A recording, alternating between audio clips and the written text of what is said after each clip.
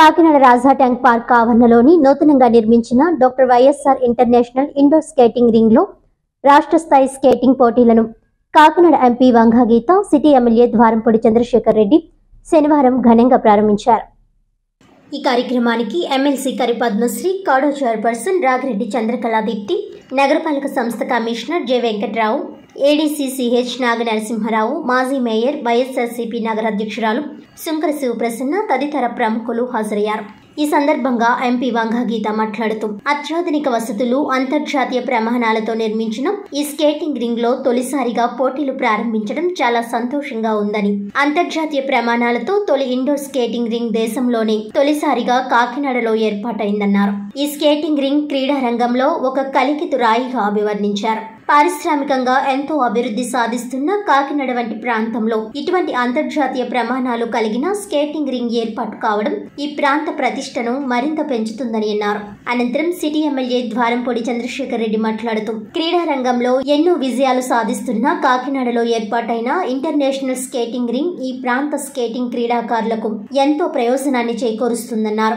200 మీటర్ల ట్రాక్ తో పాటు వీక్షకుల కోసం గ్యాలరీ, టాయిలెట్స్, కార్యాలయం సహా అన్ని సదుపాయాలు తక్కువ వ్యవధిలో నాణ్యతా ప్రమాణాలతో నిర్మించారని అన్నారు. ముఖ్యమంత్రి వైఎస్ జగన్మోహన్ రెడ్డి క్రీడా రంగానికి ఎంతో ప్రాధాన్యతనిస్తున్నారని, ఇటీవల నిర్వహించిన ఆడుదాం ఆంధ్ర కార్యక్రమమే ఇందుకు నిదర్శనమని అన్నారు. గ్రామీణ స్థాయి క్రీడాకారులను కూడా ప్రోత్సహించేందుకే ఆడుదాం ఆంధ్ర పోటీలను సీఎం నిర్వహించారని అన్నారు. ఈ కార్యక్రమంలో ఏపీ రోలర్ స్కేటింగ్ అసోసియేషన్ అధ్యక్షుడు సుధాకర్ రెడ్డి, జిల్లా రోలర్ స్కేటింగ్ అసోసియేషన్ అధ్యక్షుడు R Rajagopal, smart city SC P Venkatrao, పలువురు స్కేటింగ్ అసోసియేషన్ ప్రతినిధులు, క్రీడాకారులు, కోచ్లు పాల్గొన్నారు.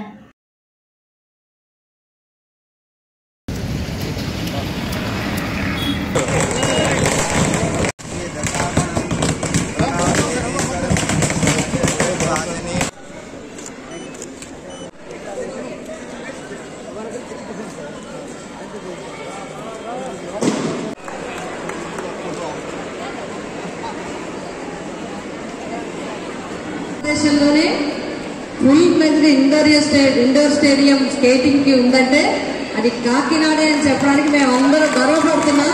అది మన ఎమ్మెల్యే గారి ద్వారా పూర్తి అయింది. దీని వెనుక ఆయన కష్టం చాలా ఉంది. ఎందుకంటే ఇక్కడున్న వాతావరణం, మరి ఇక్కడున్న నిధుల గురించి కానీ, పర్మిషన్స్ కానీ, ఇవన్నిటిలో కూడా ఆయన ముందు నుంచి గత కొన్ని సంవత్సరాల నుంచి కూడా చాలా కృషి చేయడం జరుగుతుంది.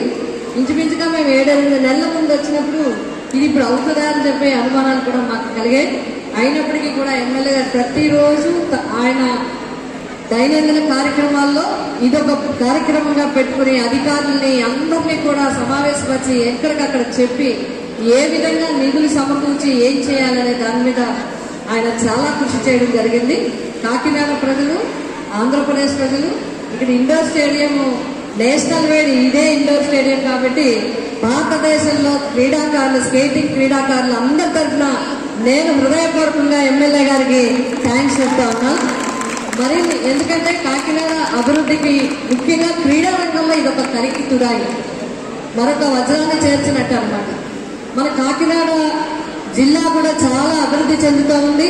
అన్ని రకాలుగా ఇండస్ట్రీస్ పరంగా కానీ, ఎస్సీజెడ్ పరంగా కానీ కావాల్సింది పెరుగుతూ ఉంది. దానికి కావలసిన సౌకర్యాలతో పాటు ప్రత్యేకంగా క్రీడా సౌకర్యాలు కూడా ఉండాలి. ఇప్పుడే ఎమ్మెల్యే గారు చెప్పారు, shuttle courts, synthetic shuttle courts ఎట్లా ఏర్పాటు చేశాము.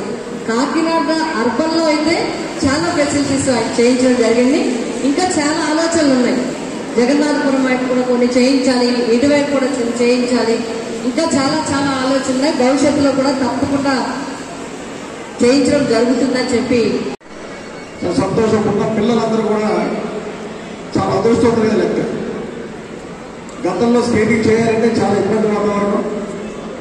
ఇదే గ్రౌండ్లో 125 మీటర్స్ ట్రాక్ మనం గతంలో కట్టుకోవడం జరిగింది.